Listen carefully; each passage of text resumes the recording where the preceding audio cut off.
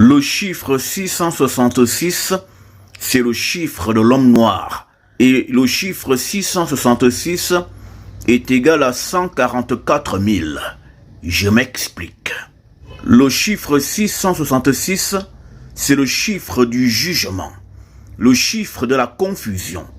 Et sur le plan spirituel, c'est lorsque la confusion devient évidente que le jugement de Dieu entre en exécution.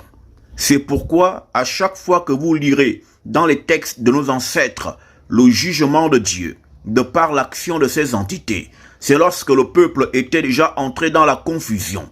Et pour rester sur le chiffre 666, nous allons ici entrer dans la numérologie. 666 est égal à 6 plus 6 est égal à 12.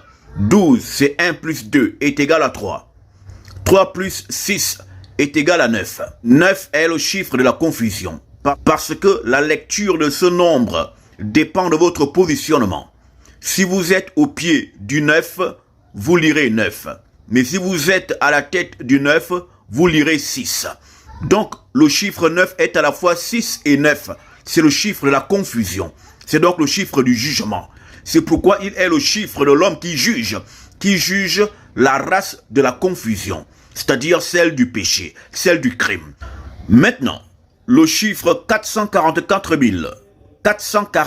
000, qui renvoie aux élus.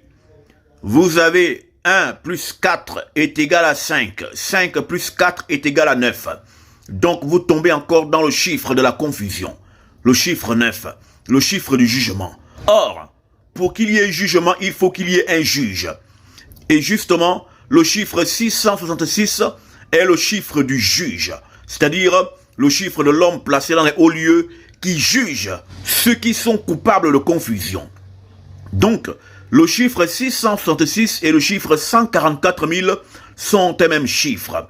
Et ici, encore dire que 144 000 est égal à 12 fois 12. Et le chiffre 12 est le chiffre de la complétude d'un cycle. Donc, c'est le chiffre de la sommité d'un cycle. C'est le chiffre du juge qui juge les actions accomplies par ceux qui les ont accomplies.